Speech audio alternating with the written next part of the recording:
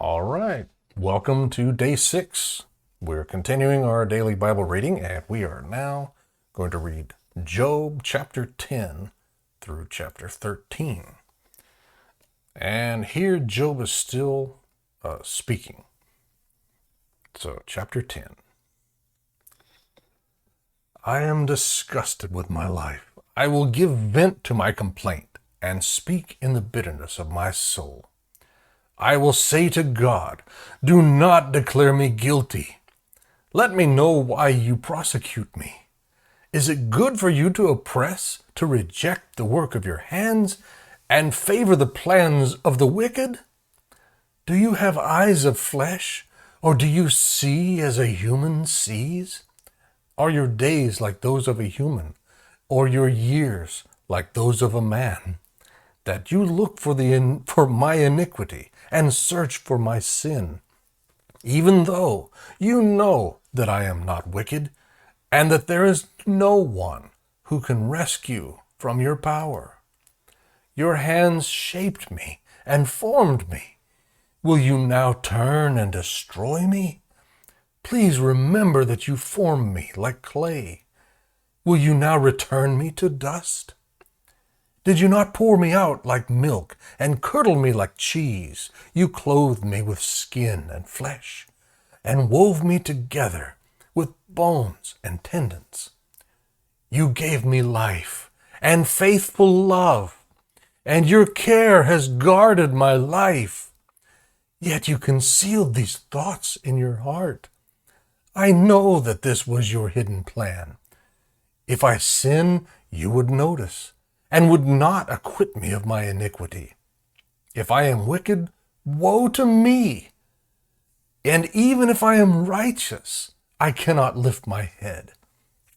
I cannot lift up my head. I am filled with shame and have drunk deeply of my affliction. If I am proud, you hunt me like a lion, and again display your miraculous power against me. You produce new witnesses against me and multiply your anger toward me. Hardships assault me, wave after wave. Why did you bring me out of the womb? I should have died and never been seen. I wish I had never existed, but had been carried from the womb to the grave. Are my days not few? Stop it! Leave me alone so that I can smile a little before I go to a land of darkness and gloom, never to return. It is a land of blackness, like the deepest darkness, gloomy and chaotic, where even the light is like the darkness. Zophar speaks, chapter 11. Then Zophar the Naamathite replied, should this abundance of words go unanswered, and such a talker be acquitted? Should your babbling put others to silence, so that you can keep on ridiculing with no one to humiliate you? You have said, my teaching is sound, and I am pure in your sight. But if only God would speak and open his lips against you, he would show you the secrets of wisdom. For true wisdom has two sides. Know then that God has chosen to overlook some of your iniquity. Can you fathom the depths of God, or discover the limits of the Almighty? They are higher than the heavens. What can you do? They are deeper than Sheol. What can you know? Their measure is longer than the earth, and wider than the sea. If he passes by and throws someone in prison or convenes a court, who can stop him? Surely he knows which people are worthless. If he sees iniquity, will he not take note of it?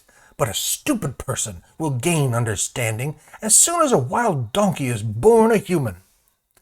As for you, if you redirect your heart and spread out your hands to him in prayer, if there is iniquity in your hand, remove it and don't allow injustice to dwell in your tents. Then you will hold your head high, free from fault. You will be firmly established and unafraid, for you will forget your suffering, recalling it only as water that has flowed by. Your life will be brighter than noonday. Its darkness will be like the morning. You will be confident because there is hope. You will look carefully about and lie down in safety. You will lie down with no one to frighten you, and many will seek your favor. But the sight of the wicked will fail. Their way of escape will be cut off, and their only hope is their last breath. Job's reply to Zophar, chapter 12. Then Job answered, No doubt you are the people, and wisdom will die with you. But I also have a mind like you. I am not inferior to you. Who doesn't know the things you are talking about? I am a laughing stock to my friends by calling on God who answers me. The righteous and blameless man is a laughing stock.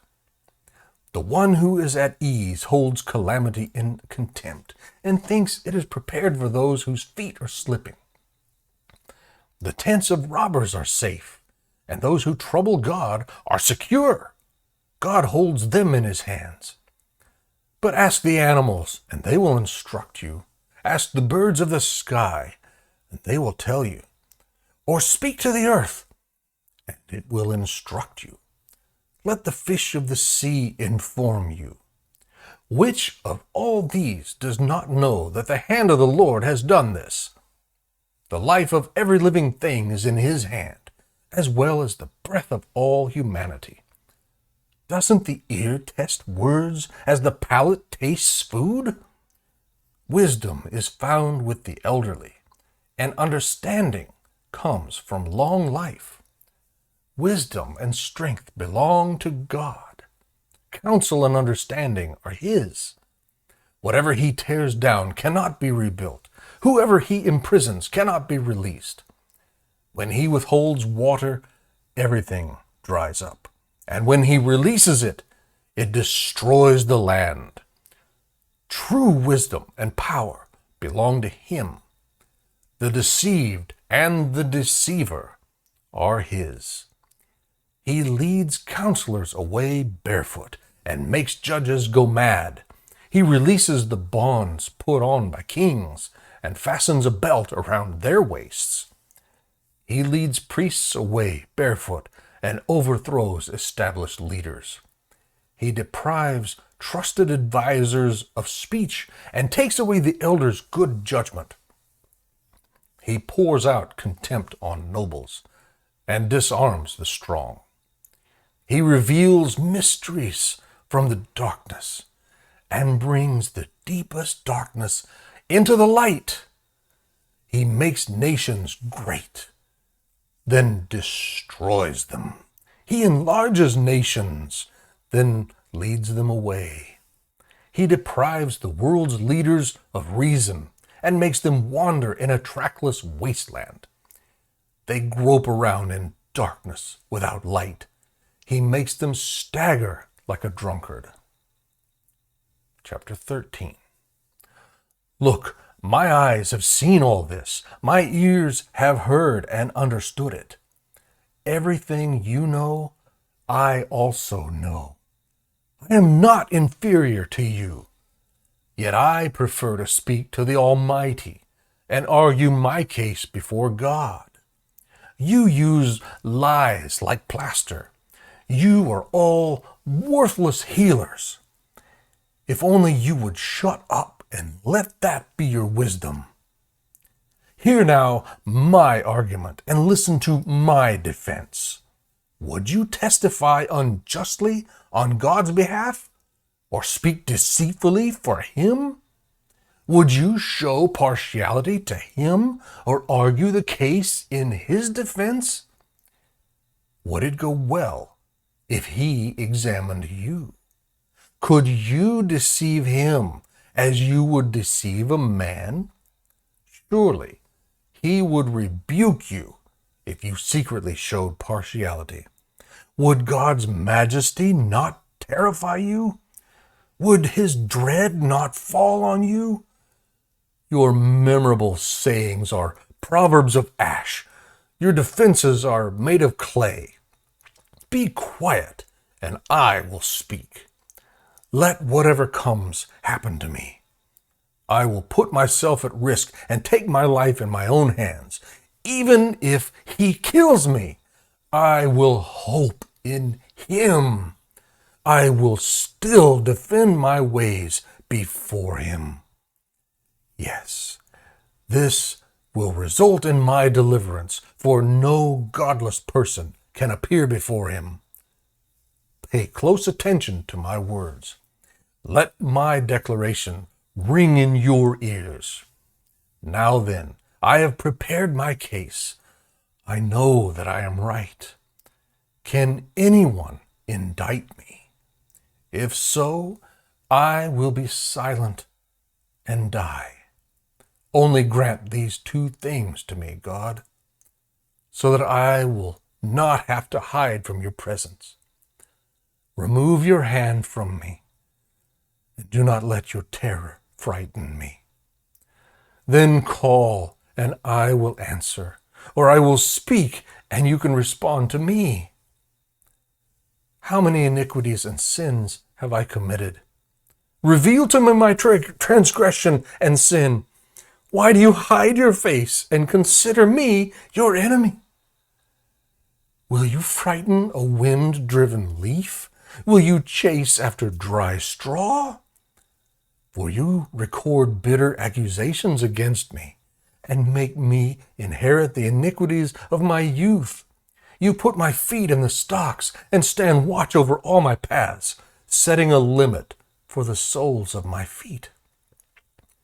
A person wears out like something rotten, like a moth-eaten garment.